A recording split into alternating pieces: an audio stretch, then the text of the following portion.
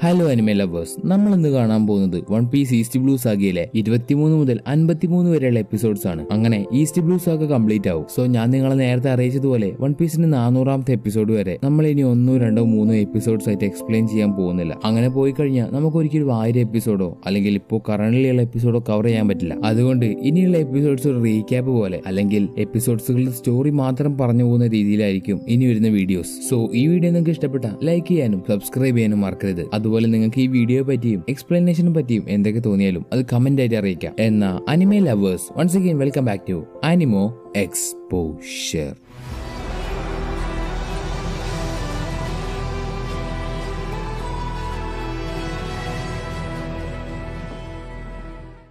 സെഫിനെ കണ്ടപ്പോ ക്രീഗ് ആകെ ഞെട്ടിപ്പോയി. കാരണം അത് വെറും സെഫ് അല്ല, റെഡ് ഫുഡ് സെഫ് ആണ്. കുറച്ചു വർഷങ്ങൾക്ക് മുമ്പ് കുക്ക് പൈററ്റ്സ് എന്ന് പറയുന്ന ഒരു പൈററ്റ്സ് ഗ്രൂപ്പിന്റെ ക്യാപ്റ്റൻ ആയിരുന്നു ഇദ്ദേഹം. അത് മാത്രമല്ല, ഗ്രാൻഡ് ലൈനിൽ മരിക്കാതെ ഇദ്ദേഹം കുറെ കാലം സർവൈവ് ചെയ്തിട്ടുണ്ട്. അങ്ങനെയാണ് ഇവർ കുറച്ചൊക്കെ ഫേമസ് ആയത്. പോരാത്തതിന് അദ്ദേഹം അവിടെ എങ്ങനെയൊക്കെയാണ് സർവൈവ് ചെയ്തത് എന്നുള്ള കാര്യവും ഒരു ബുക്കിൽ എഴുതി വെച്ചിട്ടുണ്ട്. കുറെ വർഷങ്ങൾക്ക് മുമ്പ് റെഡ് ഫുഡ് മരിച്ചുപോയി എന്നാണ് എല്ലാവരും വിചാരിച്ചിരുന്നത്. അതുകൊണ്ടാണ് ക്രീഗ് ഇദ്ദേഹത്തെ കണ്ടപ്പോ ഒന്ന് അതിശയിച്ച് നോക്കി നിന്നത്. ശേഷം സെഫ് കൊടുത്ത് ഫുഡ് കഴിച്ച് ക്രീഗിന്റെ പൈററ്റ്സ് ക്രൂവിലുള്ള എല്ലാവർക്കും പഴയ സ്ട്രെങ്ത് തിരിച്ചു കിട്ടി. ഇനി ക്രീഗിന്റെ പ്ലാൻ സെഫിനെ അറ്റാക്ക് ചെയ്യാനാണ്. കാരണം ഗ്രാൻഡ് ലൈനിൽ എങ്ങനെയൊക്കെ സർവൈവ് ചെയ്യണമെന്നുള്ള ബുക്ക് സെഫിന്റെ കയ്യിലാണുള്ളത്. അപ്പോൾ അത് കിട്ടിക്കഴിഞ്ഞാൽ കാര്യങ്ങളൊക്കെ അങ്ങ് സ്മൂത്ത് ആയി പോയിക്കോളും എന്ന് പറഞ്ഞ് ക്രീഗ് ബറാട്ടിയ റെസ്റ്റോറന്റ് അറ്റാക്ക് ചെയ്യാൻ പോകുമ്പോൾ അവിടേക്ക് മറ്റൊരു പൈററ്റ് വന്ന് ക്രീഗിന്റെ ഷിപ്പ് 3 കഷ്ണാക്കി വെട്ടിമുറിക്കുന്നു. ഇയാളുടെ പേര് മീഹോക്ക്, വേൾഡിലെ ഗ്രേറ്റസ്റ്റ് സോഴ്സ്മാൻ. അതുപോലെ ഒരു വാർലോഡുമാണ്. വാർലോഡ് എന്ന് പറഞ്ഞാൽ അവർ പൈററ്റ്സ് ആണ്, പക്ഷേ ഗവൺമെന്റിനെ സഹായിക്കും. അങ്ങനെ സഹായിക്കുന്നവരെ ഗവൺമെന്റ് വാർലോഡായിട്ട് തിരഞ്ഞെടുക്കും. മീഹോക്ക് ക്രീഗിന്റെ ഷിപ്പ് നശിപ്പിച്ചതിന് ഒരു കാരണമുണ്ട്. അത് ക്രീഗ് ഗ്രാൻഡ് ലൈനിൽ പോയിട്ട് തിരിച്ചു വരുന്ന സമയത്ത്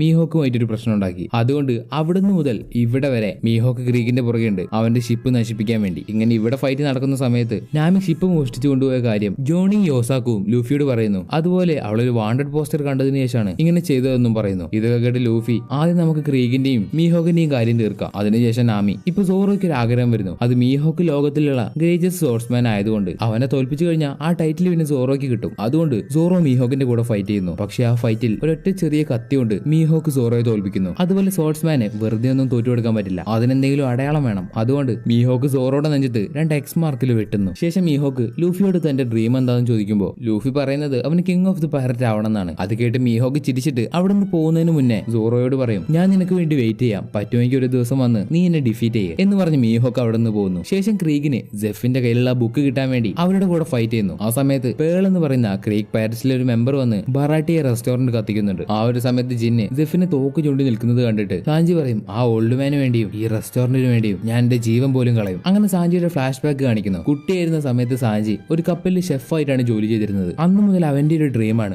ഓൾ ബ്ലൂ എന്ന് പറയുന്ന ഒരു കടൽ കാണാൻ വേണ്ടി. സാധാരണ east blue, south blue, west blue, north blue എന്ന് പറയുന്നത് പോലെ ഈ 4 കടലും വന്ന് ചേരുന്നതാണ് ഓൾ ബ്ലൂ. അവിടെ ഈ 4 കടലിലും കിട്ടുന്ന മീനുകൾ ഉണ്ടാവും. പക്ഷെ ഇത് വെറും ഒരു കെട്ടുകഥയാണെന്ന് പറഞ്ഞ് കുറച്ചുപേര് സാഞ്ചിയെ കളിയാക്കും. എന്നാലും സാഞ്ചി അവർ പറയുന്നൊന്നും വിശ്വസിക്കില്ല. ഓൾ ബ്ലൂ ഉണ്ടെന്ന് തന്നെ അവന്റെ മനസ്സിനെ പറഞ്ഞ് പഠിപ്പിക്കും. അങ്ങനെ ഇരിക്കുമ്പോൾ ഒരു ദിവസം ഒരു പൈററ്റ് ഷിപ്പ് വന്ന് സാഞ്ചിയുടെ ഷിപ്പിനെ അറ്റാക്ക് ചെയ്യുന്നു. ഈ വന്ന പൈററ്റ് ഷിപ്പാണ് കുക്ക് പൈററ്റ്സ്. അതിലെ ക്യാപ്റ്റന്റെ പേര് റെഡ് ഫുഡ് സെഫ്. ശേഷം കുക്ക് പൈററ്റ് സാഞ്ചിയുടെ ഷിപ്പിലുള്ള മുഴുവൻ സാധനങ്ങളും മോഷ്ടിക്കുന്നു. പിന്നീടാണ് സെഫിന് മനസ്സിലാവുന്നത് സാഞ്ചിയുടെ ഡ്രീമും ഓൾ ബ്ലൂ ആണെന്ന്. അത് കേട്ട സെഫിന് സാഞ്ചി ഇഷ്ടമായി. കാരണം അദ്ദേഹത്തിനും ഓൾ ബ്ലൂ കാണണമെന്നുണ്ട്. അദ്ദേഹത്തിന്റെ ഡ്രീമും ഓൾ ബ്ലൂ ആണ്. ഇങ്ങനെ ഇരിക്കുന്ന സമയത്ത് ഒരു വലിയ തിരമാല വന്ന് രണ്ടുപേരുടെ ഷിപ്പ് കടലിലേക്ക് മുങ്ങിപ്പോകുന്നു. ഇപ്പൊ സാഞ്ചിയും കടലിലേക്ക് മുങ്ങിപ്പോകുന്നത് കണ്ടിട്ട് സെഫ് അവനെ രക്ഷപ്പെടുത്തിയതിനു ശേഷം രണ്ടുപേരും ഒരു ഐലൻഡിലേക്ക് കയറി. അവിടെ വെച്ച് കണ്ണുറക്കുന്ന സാഞ്ചിയുടെ അടുത്ത് ഒരു ഭക്ഷണത്തിന്റെ ഒരു പൊതിയുണ്ട്. അത് വെച്ചത് സെഫ് ആണ്. കാരണം അവർക്ക് ഇനി അവിടുന്ന് രക്ഷപ്പെടണമെങ്കിൽ ഒരു ഷിപ്പ് വരണം. അതുകൊണ്ട് ഇനി ഒരു കപ്പൽ വരുന്നത് വരെ സാഞ്ചിയുടെ കയ്യിലുള്ള ഭക്ഷണം വെച്ച് അവൻ അവിടെ കിടന്ന് സർവൈവ് ചെയ്യണം. ഇപ്പൊ സാഞ്ചിക്ക് മാത്രം ചെറിയ പൊതി കൊടുത്തിട്ട് സെഫിന്റെ കയ്യിൽ ഒരു വലിയ പൊതി ഉണ്ട്. നിങ്ങൾക്ക് മാത്രം എന്താ വലുതെന്ന് സാഞ്ചി ചോദിക്കുമ്പോൾ ഞാനൊരു വലിയ മനുഷ്യനല്ലേ, അതുകൊണ്ട് എനിക്കൊരു വലിയ പൊതി എന്ന് സെഫ്. അങ്ങനെ രണ്ടുപേരും 2 ഭാഗത്തിരുന്നുകൊണ്ട് ഒരു കപ്പൽ വരുന്നത് വരെ അവിടെ കാത്തിരുന്നു. ദിവസം പോകുന്നതിനനുസരിച്ച് സാഞ്ചിയുടെ കയ്യിലുള്ള ഭക്ഷണവും തീർന്നുകൊണ്ടിരിക്കുന്നു. ഇനി എത്രയാന്ന് വെച്ചാൽ ഇങ്ങനെ മുന്നോട്ടേക്ക് പോവാ. അതുകൊണ്ട് സെഫിന്റെ അടുത്തുള്ള വലിയ പൊതി സാഞ്ചി തുറക്കാൻ തീരുമാനിച്ചു. അവനൊരു കത്തി എടുത്തുകൊണ്ട് വന്ന് ആ വലിയ പൊതി കുത്തി തുറന്നു. പക്ഷെ അതിന്റെ അകത്ത് മുഴുവൻ സ്വർണ്ണമായിരുന്നു. അതായത് ഇത്രയും ദിവസം ഇത്രയും മാസം റെഡ് ഫുഡ് ഒന്നും കഴിച്ചിട്ടില്ലായിരുന്നു. അവന്റെ കയ്യിലുള്ള ഫുഡ് അത് നേരെ സാഞ്ചിക്ക് കൊടുത്തു. ഇതേ സമയത്ത് സാഞ്ചി നോക്കുമ്പോൾ റെഡ് ഫുഡിന്റെ ഒരു കാല് കാണാനില്ല, അത് മുറിഞ്ഞു പോയിട്ടുണ്ട്. ഇപ്പോഴാണ് സാഞ്ചിക്ക് മനസ്സിലാവുന്നത് അന്ന് തിരയടിച്ച് സാഞ്ചി വെള്ളത്തിലേക്ക് വീണ് പോയപ്പോ അവനെ രക്ഷിക്കാൻ വരുന്ന സെഫിന്റെ കാലൊരു സ്ഥലത്ത് കുടുങ്ങിപ്പോയി. അങ്ങനെ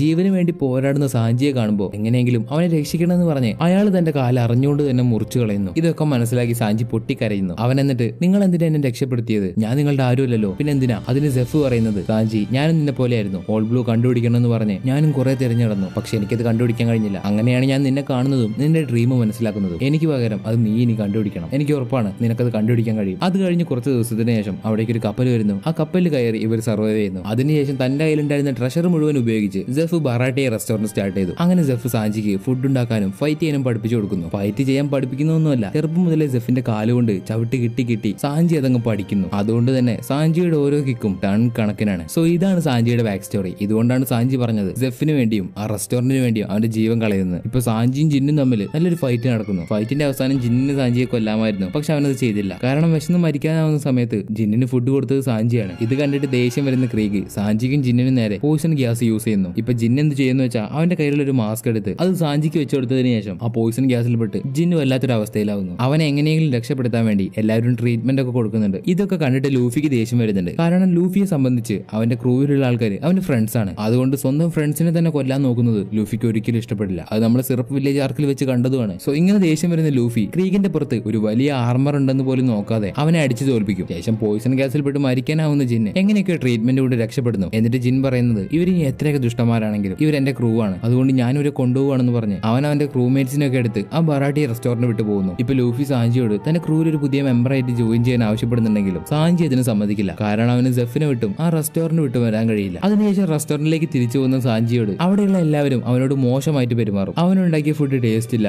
എന്ന് തുടങ്ങി അവൻ ഒരുപാട് ചീത്ത പറയും. ഇതൊക്കെ കേൾക്കുന്ന സാഞ്ചിക്കും എന്താ സംഭവം എന്നൊന്നും മനസ്സിലാവുന്നില്ല. അപ്പോഴാണ് ജെഫ് ലൂഫിയോട് പറയുന്നത് അവൻ നിങ്ങളുടെ കൂടെ വരണം, എന്നാൽ അവന്റെ ഡ്രീം ആയിട്ടുള്ള ഓൾ ബ്ലൂ അവന് കാണാൻ പറ്റുള്ളൂ. നിങ്ങളുടെ കൂടെ വന്നാലേ അവനത് അച്ചീവ് ചെയ്യാൻ പറ്റുള്ളൂ. അതിനുവേണ്ടിയാണ് ഞങ്ങൾ അവനോട് ഇങ്ങനെയൊക്കെ പറഞ്ഞത്. ഇതൊക്കെ മാറി നിന്ന് കേൾക്കുന്ന സാഞ്ചിക്ക് എല്ലാ കാര്യവും മനസ്സിലാവും. അങ്ങനെ സാഞ്ചി ലൂഫിയുടെ ക്രൂവിലേക്ക് ഒരു പുതിയ മെമ്പറായിട്ട് ചേരാമെന്ന് സമ്മതിക്കുന്നു. അതിനുശേഷം സെഫ് അവന്റെ കയ്യിലുള്ള ആ ബുക്ക് അത് ലൂഫിക്ക് കൊടുക്കുന്നു. പക്ഷെ ലൂഫി അത് വേണ്ടെന്ന് പറയും. കാരണം ഗ്രാൻഡ് ലൈൻ എങ്ങനെയുള്ളതും ആയിക്കോട്ടെ, എന്നാലും ലൂഫി അവിടെ പിടിച്ചു നിൽക്കും. ഇനി അടുത്തത് അവരെല്ലാവരും പോകുന്നത് അവരുടെ ഷിപ്പ് കണ്ടുപിടിക്കാനാണ്. അതായത് നാമി മോഷ്ടിച്ചു കൊണ്ടുപോയ ഗോയിങ് മേരി. എന്നിട്ട് കടലിലൂടെ പോയിക്കൊണ്ടിരിക്കുന്ന ലൂഫിയോട് ജോണി യാസോക്കും പറയും അവരുടെ കയ്യിലുണ്ടായിരുന്ന ഫിഷ്മാൻ ആർലോങ്ങിന്റെ വാണ്ടഡ് പോസ്റ്റർ കണ്ടതിന് ശേഷമാണ് അവൾ കപ്പൽ മോഷ്ടിച്ചുകൊണ്ട് പോയത്. അതൊക്കെ കേൾക്കുന്ന ലൂഫിക്കും സാഞ്ചിക്കും മനസ്സിലാവും അവൾ ആർലോങ്ങിന്റെ അടുത്തേക്കാണ് പോയതെന്ന്. കാരണം അവൾക്ക് അവനെ പിടിച്ചു കൊടുത്താൽ അവൾക്ക് ഒരുപാട് പൈസ കിട്ടും. അതുകൊണ്ടായിരിക്കാം അവൾ അവിടേക്ക് പോയതെന്ന് വിചാരിച്ച് ഇനി ഇവർ പോകാൻ പോകുന്നത് ആർലോങ് പാർക്ക് എന്ന സ്ഥലത്തേക്കാണ്. സോ അവിടെയാണ് നമ്മൾ നേരത്തെ പറഞ്ഞ ഫിഷ്മാൻ ആർലോങ് ഉള്ളത്. ഈ ഫിഷ്മാൻസിന്റെ ഒരു പ്രത്യേകത എന്ന് വെച്ചാൽ അവര് മനുഷ്യനും ഫിഷും തമ്മിലുള്ള ഒരു ഇവോൾവ്ഡ് ഫോം ആണെന്ന് വേണമെങ്കിൽ പറയാം. അവർക്ക് വേണമെങ്കിൽ കരയിൽ താമസിക്കാം, വെള്ളത്തിൽ ജീവിക്കാം. അങ്ങനെ പോരാത്തതിന് ഇവർക്ക് മനുഷ്യരെക്കാട്ടിലും ഹൈറ്റും ഉണ്ട്, നല്ല പവറും ഉണ്ട്. ഈ ആർലോങ് പാർക്ക് എന്ന് പറയുന്ന സ്ഥലം സത്യത്തിൽ കൊക്കോയാഷി വില്ലേജ് എന്ന് പറയുന്ന ഒരു സാധാ വില്ലേജ് ആണ്. അവിടെ ഈ ആർലോങ് വന്നിട്ട് അവിടുത്തെ ആൾക്കാരൊക്കെ പേടിപ്പിച്ച് അത് അവന്റെ സ്ഥലമാക്കി മാറ്റി. ഇനി അവിടേക്ക് പുതിയ മറൈൻസ് വന്നാൽ പോലും അവരെയൊക്കെ അടിച്ച്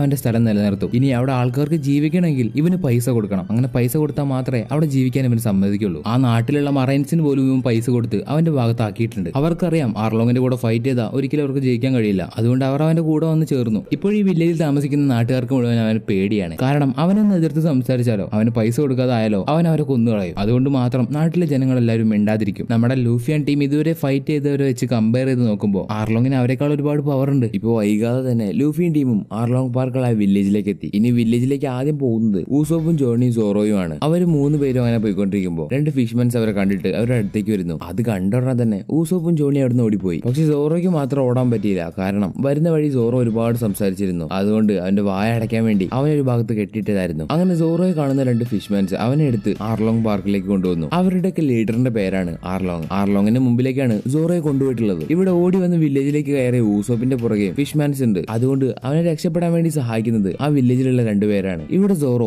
ആർലോങ്ങിന്റെ സ്ഥലത്ത് വെച്ച് നാമിയെ കണ്ടു. നീ എന്തിനാ കപ്പലെടുത്തിട്ട് പോയത്? നിനക്ക് ഞങ്ങളുടെ കൂടെ നിന്നാ പോരെ എന്ന് സോറോ. അതിന് നാമി പറയുന്നത് നിങ്ങളൊക്കെ മണ്ടന്മാരാണ്. ഞാൻ ആർലോങ്ങിന്റെ പൈററ്റ്സിലുള്ള ഒരാളാണ്. ഇത്രയും ദിവസം ഞാൻ നിങ്ങളുടെ ക്രൂവിൽ നിന്നത് നിങ്ങളുടെ സ്വർണവും ഷിപ്പ് മോഷ്ടിക്കാൻ വേണ്ടിയാണ്. ഇതൊക്കെ കേട്ട് സോറോയൊക്കെ ഷോക്കാവുന്നുണ്ടെങ്കിലും നാമി പറഞ്ഞൊന്നും സോറോ വിശ്വസിക്കില്ല. കാരണം ഇത്രയും ദിവസം അവരുടെ ക്രൂവിൽ നാമി ഉണ്ടായതുകൊണ്ട് അവളെ പറ്റിയുള്ള ഏകദേശം കാര്യങ്ങളൊക്കെ സോറോയ്ക്ക് അറിയാം. അതുകൊണ്ട് നാമി ഒരിക്കലും ഇങ്ങനെ ചെയ്യില്ല എന്നും അവനറിയാം. ഇനി ഇവർ സോറോ എന്താ ചെയ്യാന്ന് വെച്ചാൽ സോറോ ഒരു ബൗണ്ടി ഹണ്ടർ ആയതുകൊണ്ട് അവനെ പിടിച്ച് ജയിലിൽ അടയ്ക്കുന്നു. ശേഷം സോറോയുടെ കൂടെ മറ്റൊരാളും ഉണ്ടായിരുന്നു മനസ്സിലാക്കുന്ന ആർലോങ് അവനെ കണ്ടുപിടിക്കാൻ വേണ്ടി വില്ലേജിലേക്ക് പോകുന്നു. വില്ലേജിന്റെ തൊട്ടപ്പുറത്തായിട്ട് നിൽക്കുന്ന ലൂഫിയും സാഞ്ചിയും എന്തൊക്കെയോ ഫുഡ് ഉണ്ടാക്കി തരുന്നുണ്ട്. എന്നാൽ അതിന്റെ മണം കേട്ട് വരുന്ന സീ മോൺസ്റ്ററിനെ ലൂഫിയും സാഞ്ചിയും ചേർന്ന് അടിച്ചോടിക്കും. ഇവിടെ ഊസോപ്പിനെ സഹായിച്ച അവളുടെ പേരാണ് നോജിക്കോ. അതുപോലെ അവൾ നാമിയുടെ സിസ്റ്റർ ആണെന്ന് അറിയുന്ന ഊസോപ്പ് ഈ കാര്യം അവൾ ഇതുവരെ എന്നോട് പറഞ്ഞിട്ടില്ലല്ലോ എന്നൊക്കെ ചോദിച്ചുകൊണ്ടിരിക്കുന്ന ഊസോപ്പിനോട് അവൾ പറയും ചെറുതായിരുന്ന സമയത്ത് തന്നെ ആർലോങ്ങിന്റെ ക്രൂവിൽ പോയി ചേർന്നതാണ് നാമി. അതുകൊണ്ട് ഈ വില്ലേജിലുള്ള ആർക്കും അവളെ ഇഷ്ടമില്ല, അവളോട് വെറുപ്പാണ്. ഇതേ സമയത്ത് ഗ്രാമത്തിലേക്ക് എത്തിയ ആർലോങ് ഇവിടേക്ക് വന്നവൻ എവിടെയെന്നൊക്കെ ചോദിച്ച് അവിടെയുള്ള വില്ലേജേഴ്സിനെ ഒക്കെ എടുത്ത് അടിക്കും. ഒന്നും അറിയാത്ത ഈ പാവം ജനങ്ങളെ അടിക്കുന്നത് കാണുമ്പോൾ ഊസോപ്പ് പുറത്തിറങ്ങി അവനാണ് താൻ അന്വേഷിക്കുന്ന ആളെന്ന് പറയുന്നു. പറയുന്നു. ഇനി ആർലോങ്ങിന്റെ കൂടെ ഫൈറ്റ് ചെയ്യണല്ലോ, അതുകൊണ്ട് ഊസോപ്പിന്റെ സ്ലിംഗ് ഷോട്ട് വെച്ച് ആർലോങ്ങിനെ ഷൂട്ട് ചെയ്യുന്നു. ഉടനെ ആർലോങ്ങിന് ദേഷ്യം വരാൻ തുടങ്ങി. അവനെ ഇത്രയും ജനങ്ങളുടെ മുന്നിൽ വെച്ച് ഇങ്ങനെയൊക്കെ ചെയ്ത പിന്നെ ദേഷ്യം വരാതിരിക്കും. അങ്ങനെ ആർലോങ് അവന്റെ 2 കൈ വെച്ച് അവിടെയുള്ള ബിൽഡിംഗ് പൊളിക്കാൻ തുടങ്ങി. ഇങ്ങനെ പോയത് ശരിയാവില്ല, കാരണം ആർലോങ് ഈ വില്ലേജിലുള്ള എല്ലാ ബിൽഡിംഗും പൊളിച്ചെടുക്കും. അങ്ങനെ ജനങ്ങളുടെ കയ്യിൽ നിന്ന് പൈസയും കിട്ടാതാവും. അതുകൊണ്ട് അവന്റെ പൈററ്റ് ക്രൂവിലുള്ള ആൾക്കാര് അവനെ പിടിച്ചോണ്ട് പോകുന്നു. അതുപോലെ ഊസോപ്പിനെ പിടിക്കാനും ഒരു ഫിഷ്മാൻ പോകുന്നു. പക്ഷെ ഊസോപ്പ് ആരാന്ന് അവർക്ക് അറിയില്ലല്ലോ. ഊസോപ്പ് ഇറങ്ങിയോടി. ഇവിടെ ആർലോങ് പാർക്കില് നാമി സോറോടെ കെട്ടഴിച്ചു വിട്ട് അവിടുന്ന് പോകാൻ പറയുന്നു. പക്ഷെ സോറോ അവിടെയുള്ള ആൾക്കാരെയൊക്കെ വെട്ടി ഒരു പരുവമാക്കിയിട്ടാണ് പോകുന്നത്. ഇവിടെ വില്ലേജിലൂടെ നടന്നു പോകുന്ന നാമിയെ കാണുമ്പോൾ ജനങ്ങൾ മുഴുവൻ തലതിരിക്കും. കാരണം ജനങ്ങളെ ദ്രോഹിക്കുന്ന ആർലോങ്ങിന്റെ കൂടെ നിന്ന് സഹായിക്കുന്നവളാണ് അവൾ. അതുകൊണ്ട് തന്നെ ജനങ്ങളും അവളെ ഓർക്കുന്നു. ഇപ്പൊ നാമി അവിടുന്ന് നടന്ന് അവളുടെ അമ്മയെ കാണാൻ വേണ്ടി പോകുന്നുണ്ട്. അതായത് അവളുടെ അമ്മയെ അടക്കം ചെയ്ത സ്ഥലത്തേക്ക്. അവളുടെ കൂടെ നമ്മൾ നേരത്തെ കണ്ട അവളുടെ സിസ്റ്റർ നോജിക്കോ ഉണ്ട്. നാമി എന്നിട്ട് അവളുടെ അമ്മയെ നോക്കി പറയും, ഇനി കുറച്ച് ബില്യൺ ബെറി മാത്രമേ ആവശ്യമുള്ളൂ, നമ്മുടെ പ്രശ്നങ്ങളെല്ലാം തീരും. സോ ഈ ബെറി എന്ന് പറഞ്ഞ വൺ പീസിലുള്ള പൈസയാണ് ബെറി എന്ന് പറയുന്നത്. ഇവിടെ ആർലോങ് പാർക്കിലേക്ക് തിരിച്ചു വരുന്ന ആർലോങ് കാണുന്നത് അവന്റെ ആൾക്കാരെയൊക്കെ വെട്ടിയിട്ട നിലയിലാണ്. അവരുടനെ നാമിയെ തന്നെ സംശയിക്കും. കാരണം അവൾ ഓൾറെഡി ഒരു പൈററ്റ് ക്രൂവിൽ ഉണ്ടായിരുന്നതാണ്, അതായത് ലൂഫിയുടെ ക്രൂവില്. സോ സോറോയെ രക്ഷിച്ച് അവിടെയുള്ള ആൾക്കാരെ മുഴുവൻ ഡിഫീറ്റ് ചെയ്ത് അവൾ നേരെ കടന്നു കളഞ്ഞു എന്നാണ് അവിടെയുള്ള ആൾക്കാർ മുഴുവൻ പറയുന്നത്. ഇങ്ങനെ ഒരു സമയത്ത് തന്നെ അവിടേക്ക് നാമിയും വരുന്നു. അതുപോലെ ഊസോപ്പിന്റെ പുറകെ പോയ ആ ഫിഷ്മാൻ അവനെയും പിടിച്ചുകൊണ്ട് വരുന്നു. ഇങ്ങനെ എല്ലാവരും ഇപ്പൊ നാമിയെ സംശയിക്കുന്നതുകൊണ്ട് അവൾ അവിടെയുള്ള ഒരു കത്തിയെടുത്ത് ഊസോപ്പിന് പോയി കുത്തുന്നു. എന്നിട്ട് അവന് വെള്ളത്തിലേക്ക് തള്ളിയിട്ടു. ഇതൊക്കെ കാണുന്ന എല്ലാവർക്കും നാമി അവരെ ചതിച്ചിട്ടില്ല എന്ന് മനസ്സിലായി. പക്ഷെ ഇവിടെ നടന്ന സംഭവം മുഴുവൻ ജോണി കാണുന്നുണ്ടായിരുന്നു. ലൂഫി ഇപ്പോ ആ സീമോൺസിന്റെ സഹായത്തോടെ അവിടേക്ക് എത്തിച്ചേർന്നു. അതുപോലെ സോറോയും എങ്ങനെയൊക്കെ കറങ്ങി തിരിഞ്ഞ് അവിടേക്ക് എത്തി. അങ്ങനെ ഇവിടേക്ക് ഓടി വരുന്ന ജോണി നടന്ന കാര്യങ്ങൾ മുഴുവൻ ലൂഫിയോട് പറഞ്ഞു കൊടുക്കും. പക്ഷെ ലൂഫിക്ക് അതൊന്നും കേട്ടിട്ട് വിശ്വാസമില്ല. കാരണം നാമി അതൊന്നും ചെയ്യില്ല എന്ന് ലൂഫിക്ക് നല്ലതുപോലെ അറിയാം. നാമി കുറച്ച് അല്ലെങ്കിൽ കുറച്ചു കാലം അവരുടെ ക്രൂവിൽ ഉണ്ടായിരുന്നതാണ്. അതുകൊണ്ട് നാമി എന്താണെന്ന് ലൂഫിക്ക് നല്ലതുപോലെ അറിയാം. ഇങ്ങനെയൊക്കെ സംഭവങ്ങൾ നടന്നുകൊണ്ടിരിക്കുമ്പോൾ നാമി അവിടേക്ക് വന്നിട്ട് പറയും, നിങ്ങൾ ഈ സ്ഥലം വിട്ട് പോകണം, അല്ലെങ്കിൽ ആർലോങ് നിങ്ങളെ കൊല്ലും, അതുകൊണ്ട് പെട്ടെന്ന് തന്നെ ഇവിടുന്ന് പോയിക്കോ എന്നൊക്കെ നാമി പറയുന്നത് കേട്ട് സോറോ അവളെ അറ്റാക്ക് ചെയ്യാൻ വേണ്ടി ഓടി ചെല്ലുമ്പോൾ സാഞ്ചി അവനെ തടയുന്നു. ഇപ്പൊ ലൂഫി തനിക്ക് എവിടേക്കും പോകണ്ടെന്ന് പറഞ്ഞ് അവിടെ തന്നെ കിടക്കുന്നു. അതുകൊണ്ട് നാമി കരഞ്ഞുകൊണ്ട് തിരിഞ്ഞോടി പോകുന്നു. ഈ സമയത്ത് വില്ലേജേഴ്സിനെ രക്ഷിക്കാൻ വേണ്ടി മറൈനിന്റെ ഒരു ബ്രാഞ്ച് ആയിട്ടുള്ള 77 മറൈൻ അവിടേക്ക് വരുന്നു. പക്ഷെ ആ കപ്പലും ആർലോങ്ങിന് പൈററ്റ്സ് ചേർന്ന് അവിടെ നശിപ്പിക്കും. അങ്ങനെ ഗ്രാമത്തിലുള്ള എല്ലാവർക്കും അവരുടെ പ്രതീക്ഷ തന്നെ നഷ്ടപ്പെട്ടു പോകും. ഇനി ആരും രക്ഷിക്കാൻ വരുമെന്ന് കരുതി അവർ സങ്കടത്തോടെ നിൽക്കുമ്പോൾ നമ്മുടെ ഊസോപ്പ് ഇതുവരെ മരിച്ചിട്ടില്ല. അത് എന്തുകൊണ്ടാന്ന് വെച്ചാൽ നേരത്തെ നാമി അവനെ കുത്തി. പക്ഷെ അത് കുത്തിയത് അവനെയല്ല, അവളെയാണ്. അവളുടെ കൈനിട്ട് തന്നെയാണ് അവൾ കുത്തിയത്. ഇത് പുറകിൽ നിൽക്കുന്ന ഫിഷ്മാൻ പൈററ്റ്സ് കൊണ്ട് തെറ്റിദ്ധരിച്ചു. സത്യം പറഞ്ഞ ഊസോപ്പിനെ രക്ഷപ്പെടുത്താൻ വേണ്ടി നാമി ചെയ്തൊരു ചെറിയ കളി. ഇങ്ങനെ ഈ നടന്ന കാര്യങ്ങൾ മുഴുവൻ ഊസോപ്പ് ലൂഫിയോട് ഇന്ന് പറഞ്ഞു കൊടുക്കുമ്പോൾ അവർക്ക് വീണ്ടും ഒരു പ്രതീക്ഷ വരുന്നു. കാരണം നാമി അവിടെ ക്രൂവെ വിട്ട് പോയിട്ടില്ല എന്ന്. ഈ ഒരു സമയത്താണ് അവിടേക്ക് നാമിയുടെ സിസ്റ്റർ വന്നിട്ട്, നിങ്ങൾ നാമിയെ ക്രൂമേറ്റ് ആക്കുന്നതിന് മുന്നേ അവളുടെ കഥ എന്താണെന്ന് അറിയണം. പക്ഷെ ലൂഫി അവൻ ഈ കഥയൊന്നും ആവശ്യമില്ല. നാമിയെ അവന്റെ ക്രൂമേറ്റ് ആയിട്ട് ഓൾറെഡി തെരഞ്ഞെടുത്തു. ഇനി എന്തു പറഞ്ഞിട്ടും കാര്യമില്ല, അവൻ അവളെ സഹായിച്ചിരിക്കും എന്ന് പറഞ്ഞ് ലൂഫി അവിടെ നടന്നു പോകുമ്പോൾ ഇവളാ കഥ ബാക്കിയുള്ളവർക്ക് പറഞ്ഞു കൊടുക്കുന്നു. 20 വർഷങ്ങൾക്ക് മുമ്പ് ബെല്ലമിയർ എന്ന് പറയുന്ന ഒരു മറൈൻ സോൾജർ ഇവരെ യുദ്ധക്കളത്തിൽ വെച്ച് കണ്ടുപിടിക്കുകയാണ്. പക്ഷെ നോജിക്കോയ്ക്ക് നാമി ആരാണെന്ന് അറിയില്ല. അവളെ യുദ്ധക്കളത്തിൽ കിടക്കുന്ന ഒരു കുട്ടിയെ അവൾ എടുത്തു, അത്രമാത്രം. അതിനുശേഷമാണ് അവരെ ബെല്ലമിയർ കാണുന്നത്. അങ്ങനെ ബെല്ലമിയർ അവളുടെ ജോലിയൊക്കെ കളഞ്ഞ് ഈ 2 കുട്ടികളെ എടുത്ത് ഈ വില്ലേജിലേക്ക് വന്നു. എന്നിട്ട് തന്റെ മക്കളെ പോലെ അവൾ വളർത്താൻ തുടങ്ങി. ആ വില്ലേജിലുള്ള ജനങ്ങൾക്കാണെങ്കിലും അവർ ഒരുപാട് ഇഷ്ടമാണ്. അവിടെ ഉണ്ടായിരുന്ന ഒരു ഷെരീഫ് ഉണ്ട്, ജെൻസു എന്ന് പറഞ്ഞിട്ട്. അതുപോലെ അവിടെ ഒരു ഡോക്ടറും ഉണ്ട്. അവർക്കൊക്കെ ഇവരെ ഭയങ്കര ഇഷ്ടമാണ്. ചെറുപ്പം മുതലേ നാമിക്ക് ഒരു ചെറിയൊരു കഴിവുണ്ടെന്ന് വേണമെങ്കിൽ പറയാം. ഏതെങ്കിലും ഒരു സ്ഥലം കണ്ടാൽ അത് അതുപോലെ ഒരു മാപ്പാക്കി വരയ്ക്കാനുള്ള കഴിവ് നാമിക്കുണ്ട്. ബെല്ലമിയറിന്റെ കയ്യിൽ പൈസ ഒന്നും അധികം ഉണ്ടായിരുന്നില്ല. എങ്കിലും ജനങ്ങൾക്ക് അവരുടെ മേലുണ്ടായിരുന്ന സ്നേഹം കൊണ്ടും ഈ കുട്ടികൾക്ക് തമ്മിലുള്ള സ്നേഹം കൊണ്ടും അവർ ആ വില്ലേജിൽ ജീവിച്ചു പോയി. അതിനുശേഷം 8 വർഷങ്ങൾക്ക് മുമ്പാണ് ആർലോങ് അവന്റെ പൈററ്റ്സ് ക്രൂവും ഇവിടേക്ക് വന്നത്. അവർ വന്ന ഉടനെ തന്നെ ആൾക്കാരുടെ കയ്യിൽ നിന്ന് ബലമായിട്ട് പൈസ വാങ്ങാൻ തുടങ്ങി. വലിയവരാണെങ്കിൽ 1 ലക്ഷം ബെറി കൊടുക്കണം. അതുപോലെ ചെറിയ കുട്ടികളാണെങ്കിൽ 50,000 ബെറി കൊടുക്കണം. എങ്കിലേ അവർക്ക് അവിടെ ജീവിക്കാൻ കഴിയുള്ളൂ. സമാധാനം ഇല്ലെങ്കിലും അവർക്ക് അവിടെ ജീവിക്കാം. പക്ഷെ ഇവിടെയുള്ള ഒരു പ്രശ്നം എന്താണെന്ന് വെച്ചാൽ ബെല്ലമിയറിന്റെ കയ്യിൽ അവർക്ക് കൊടുക്കാനുള്ള പൈസ ഇല്ല. അതുകൊണ്ട് ആർലോങ് ആ വീട് കാണാതിരിക്കാൻ വേണ്ടി വില്ലേജേഴ്സ് പരമാവധി ശ്രമിക്കും. പക്ഷേ എങ്ങനെയൊക്കെയോ ആർലോങ് ആ വീട് കണ്ടു. വീട്ടിൽ ഭക്ഷണം ഉണ്ടായിക്കൊണ്ടിരിക്കുന്ന ബെല്ലമിയറിന്റെ അടുത്തേക്ക് ആർലോങ് വരുന്നത് കണ്ട് അവളുടെ തോക്കെടുത്തിട്ട് അവൾ ആർലോങ്ങിനെ അറ്റാക്ക് ചെയ്യുന്നു. പക്ഷെ അവളെക്കാരിൽ ഒരുപാട് പവർഫുൾ ആയിട്ടുള്ള ആർലോങ് അവളെ എടുത്ത് ഒരുപാട് അടിക്കും. ഇതൊക്കെ കണ്ടുകൊണ്ട് വരുന്ന നാമി നോജിക്കോയും ബെല്ലമിയറിന്റെ അടുത്തേക്ക് ഓടിപ്പോകാൻ ശ്രമിക്കുമ്പോൾ ആ ഡോക്ടർ അവരെ തടഞ്ഞു വെക്കുന്നു. കാരണം ആ 2 കുട്ടികളിൽ ഇനി അവിടേക്ക് പോയി കഴിഞ്ഞാൽ അവർക്കുള്ള പൈസ ബെല്ലമിയർ കൊടുക്കേണ്ടി വരും. അതിന് മാത്രം പൈസ ഒന്നും ബെല്ലമിയറിന്റെ കയ്യിലില്ല. അതറിയുന്ന ജനങ്ങൾ ആർലോങ് കാണാതെ അവരെ മറച്ചു വെക്കുന്നു. അതിനുശേഷം ബെല്ലമിയർ അവളുടെ കയ്യിലുള്ള ആകെയുള്ള പൈസ, അതായത് 1 ലക്ഷം ബെറി, അത് ആർലോങ്ങിനെ കൊടുക്കുന്നു. പൈസ കിട്ടിയ ആർലോങ് തിരിഞ്ഞു പോകാൻ നിൽക്കുമ്പോൾ ബെല്ലമിയർ ഒരു കാര്യം പറയും, ആ പൈസ അവൾക്കുള്ളതല്ല, അവളുടെ 2 കുട്ടികൾക്കുള്ളതാണ്. അതുകൊണ്ട് അവളെ കൊന്നുകളയാം. ഇങ്ങനെ ബെല്ലമിയർ പറയുന്നതിന് കാരണം അവൾക്ക് പൈററ്റ്സിനെ പറ്റി ശരിക്കറിയാം. പൈററ്റ്സ് ഒരു വില്ലേജിൽ വന്നു കഴിഞ്ഞാൽ പിന്നെ അവർ അവിടെ നിന്ന് പോവില്ല. സോ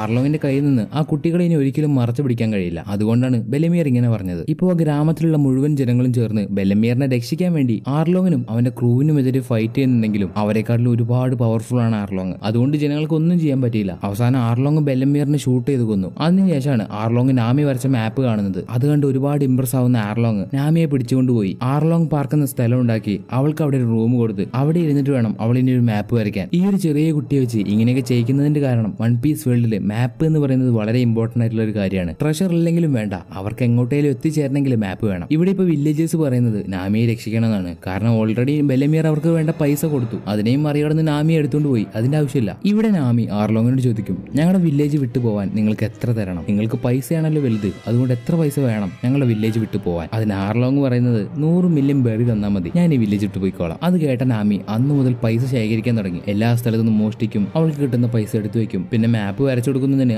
ആർലോങ്ങും കൊടുക്കും പൈസ, അതും എടുത്തു വെക്കും. ഇപ്പൊ നാമി വില്ലേജിൽ പോയിട്ട് പറയും, ഞാൻ ആർലോങ്ങിന്റെ പൈററ്റ് ക്രൂവിൽ ചേർന്നു, അതുപോലെ അവൻ എനിക്ക് പൈസയും തരാറുണ്ട് എന്ന് പറഞ്ഞ് കുറച്ച് പൈസ കാണിച്ചു കൊടുക്കും. ഇത് കാണുന്ന എല്ലാ ജനങ്ങൾക്കും ഒരുപാട് ദേഷ്യം വരുന്നുണ്ട്. കാരണം ബെല്ലമിയർ തന്റെ ജീവൻ കൊടുത്തിട്ടാണ് ഇവിടെ രക്ഷപ്പെടുത്തിയത്. അതുകൊണ്ട് അവളെ കൊന്ന ആൾക്കാരുടെ അടുത്ത് പോയി തന്നെ ഇവിടെ ജോലി ചെയ്യുന്നു. അതുകൊണ്ട് അന്ന് മുതൽ ആൾക്കാർ അവളെ വെറുക്കാൻ തുടങ്ങി. പിന്നെ സത്യങ്ങൾ മുഴുവൻ പറഞ്ഞു കൊടുക്കുന്നത് അവൾ നൊജിക്കോയോടാണ്. പക്ഷെ നാമി ഈ കാര്യം നൊജിക്കോയുടെ വില്ലേജേഴ്സിനോടും ആരോടും പറഞ്ഞു കൊടുക്കരുതെന്ന് പറയും. അതിന് കാരണം ജനങ്ങൾ മുഴുവൻ നാമിയെ വെറുത്താൽ മാത്രമേ ആർലോങ്ങിന് സംശയം വരാതിരിക്കുള്ളൂ. ജനങ്ങൾ കുറച്ച് സേഫ് ആയിട്ട് ഇരിക്കാൻ വേണ്ടിയാണ് നാമി ഈ തീരുമാനം എടുത്തത്. പക്ഷെ നാമി അറിയാതെ ഈ കാര്യങ്ങളൊക്കെ നൊജിക്കോ വില്ലേജേഴ്സിനോട് പോയി പറഞ്ഞു കൊടുക്കും. അങ്ങനെ അവർക്കെല്ലാം കാര്യം മനസ്സിലായി. അവരെ രക്ഷിക്കാൻ വേണ്ടിയാണ് നാമി ഈ കാര്യങ്ങളൊക്കെ ചെയ്യുന്നതെന്ന്. അങ്ങനെ അന്ന് മുതൽ വില്ലേജേഴ്സ് അഭിനയിക്കാൻ തുടങ്ങി, അതായത് നാമിയെ വെറുക്കാൻ തുടങ്ങി. പക്ഷെ ഈ കാര്യങ്ങളൊന്നും നാമിക്ക് അറിയില്ല. നാമിയുടെ മൈൻഡിൽ അവിടെയുള്ള ആൾക്കാരെ മുഴുവൻ അവളെ സത്യമായിട്ടും വെറുക്കുന്നതെന്നാണ്. അതിനുശേഷം കഴിഞ്ഞ 8 വർഷമായിട്ട് നാമിക്ക് കിട്ടുന്ന നിധിയും അവൾ മോഷ്ടിക്കുന്നതും അവൾക്ക് കിട്ടുന്നതുമായിട്ടുള്ള എല്ലാം അവൾ തന്റെ വീടിന്റെ പുറകില് ഒരു കുഴി തോണ്ടി അതിലിട്ട് വെക്കാൻ തുടങ്ങി. 100 മില്യൺ ആയി കഴിഞ്ഞാൽ അവൾ നേരെ ആർലോങ്ങിന് കൊടുത്തിട്ട് ഈ വില്ലേജിനെ സേവ് ചെയ്യാം എന്നൊക്കെ വിചാരിച്ചിട്ടാണ് നാമി ഇങ്ങനെയൊക്കെ ചെയ്യുന്നത്. ഇങ്ങനെ നാമിയുടെ ഈ കഥ കേട്ടുകൊണ്ടിരിക്കുന്ന ഊസോപ്പും സോറോയും സാഞ്ചിയും ഒരു തീരുമാനം എടുക്കും, നാമിയെ രക്ഷിക്കണമെന്ന്. അതിനുവേണ്ടി ഒരു ആർലോങ്ങിനെ ഡിഫീറ്റ് ചെയ്യണം. അതാണ് ഇവർ പ്ലാൻ ചെയ്തത്. ഇപ്പൊ ഈ വില്ലേജിലേക്ക് ഒരു മറയൻ വരുന്നു. ഇയാളുടെ പേരാണ് നെസുമി. ഇയാൾ സത്യത്തിൽ ആർലോങ്ങിന്റെ ഒരു അടിമയാണ്.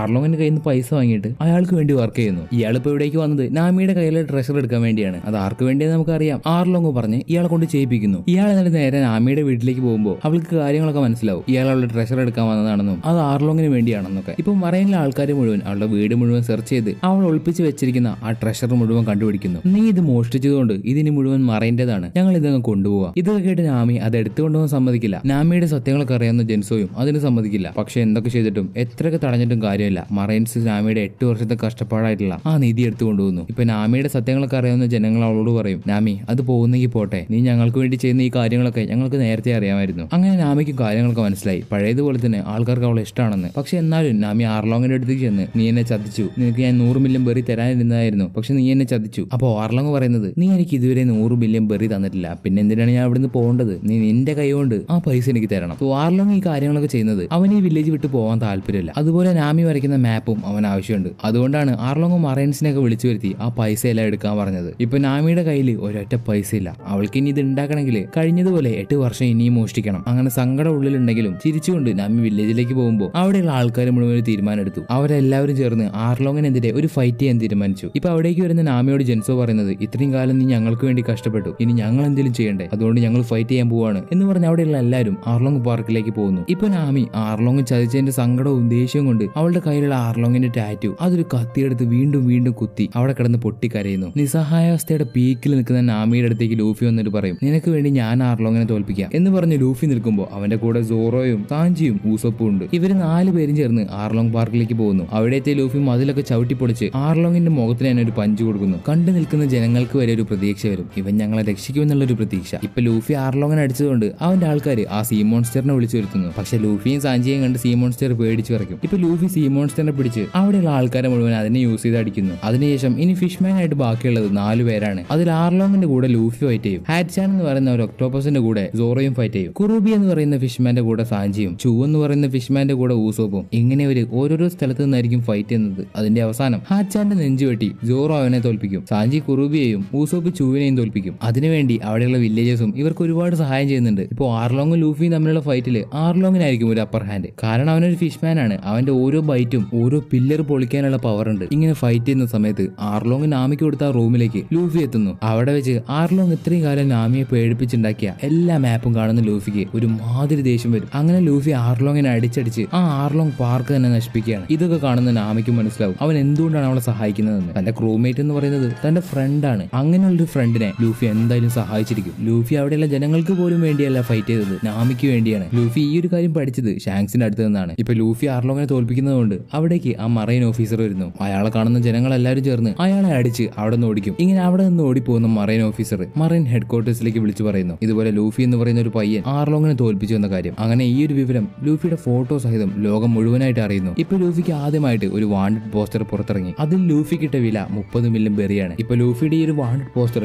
ലോകം മൊത്തം അറിയാൻ തുടങ്ങി. കാരണം ലൂഫി ഡിഫീറ്റ് ചെയ്തത് ഡോൺ ക്രീഗിനെ ഡിഫീറ്റ് ചെയ്തു, ബഗ്ഗിയെ ഡിഫീറ്റ് ചെയ്തു, ഇപ്പോ ആർലോങ്ങിനെയും. ലൂഫി അറിയുന്ന എല്ലാവരും ഈ ഒരു വാണ്ടഡ് പോസ്റ്റർ കണ്ട് സന്തോഷിക്കുന്നു. കാരണം ലൂഫി ഇപ്പോൾ ഒരു പൈററ്റായി മാറിയിരിക്കുകയാണ്. ഇവിടെ ആർലോങ്ങിനെ തോൽപ്പിച്ച സന്തോഷത്തില് എല്ലാ ജനങ്ങളും സന്തോഷിക്കുന്നു. അതുപോലെ നാമി അവളുടെ കയ്യിലുള്ള ടാറ്റു മാറ്റി അത് ഗെൻസോയുടെ തലയിലുള്ള ഫാനിന്റെ സാദൃശ്യം വരുന്ന ഒരു ടാറ്റു ആക്കി അടിക്കും. അതിന് കാരണം നാമി ചെറിയൊരു കുട്ടിയായിരിക്കുന്ന സമയത്ത് ഗെൻസോയുടെ മുഖം കാണുമ്പോൾ അവൾ എപ്പോഴും കരഞ്ഞിരുന്നു. പക്ഷെ ഗെൻസോയുടെ തലയിൽ ആ ഫാൻ എടുത്ത് വെക്കുമ്പോൾ നാമി ചിരിച്ചു. അതുകൊണ്ടാണ് നാമി ആ ഫാനിന്റേതുപോലെ അവളുടെ കയ്യിൽ ടാറ്റു ചെയ്തത്. അതിനുശേഷം ലൂഫിയും ടീമും കപ്പലിൽ കയറി പോകാൻ നിൽക്കുമ്പോൾ നാമിയും അവരുടെ കൂടെ ഉണ്ടെന്ന് പറയുന്നു. കാരണം നാമിയുടെ ആഗ്രഹം അത് തന്നെയാണ്. അങ്ങനെ ജനങ്ങളെല്ലാം സന്തോഷത്തോടെ നാമിയെ അവിടുന്ന് യാത്രയാക്കുന്നു. അതിനുശേഷമാണ് ലൂഫിയുടെ വാണ്ടഡ് പോസ്റ്റർ ലോകം മൊത്തം പരക്കുന്നത്. അത് കാണുന്നത് ആരൊക്കെയാന്ന് വെച്ചാൽ കായ, ക്യാപ്റ്റൻ കൂറോ, റെഡ് ഫുഡ്, അതുപോലെ ലൂഫിയുടെ വില്ലേജേഴ്സ്, അങ്ങനെ എല്ലാവരും കണ്ടു. അതുപോലെ അത് മറ്റൊരാളും കൂടി കാണുന്നുണ്ട്, മീഹോക്ക്. മീഹോക്ക് ആ വാണ്ടഡ് പോസ്റ്റർ കണ്ട് നേരെ ഷാങ്സിന്റെ അടുത്തേക്ക് പോകും. നീ പറഞ്ഞതുപോലെ ആ പയ്യൻ പൈററ്റായി എന്ന് പറഞ്ഞ മീഹോക്ക് ആ വാണ്ടഡ് പോസ്റ്റർ ഷാങ്സിന് കാണിച്ചു കൊടുക്കുന്നു. അത് കാണുന്ന ഷാങ്സിനും ഒരുപാട് സന്തോഷമായി. കാരണം ലൂഫി ഇങ്ങനെ ഒരു നിലയിൽ എത്തിപ്പെടാൻ ഷാങ്സിനും ഒരുപാട് ആഗ്രഹം ഉണ്ടായിരുന്നു.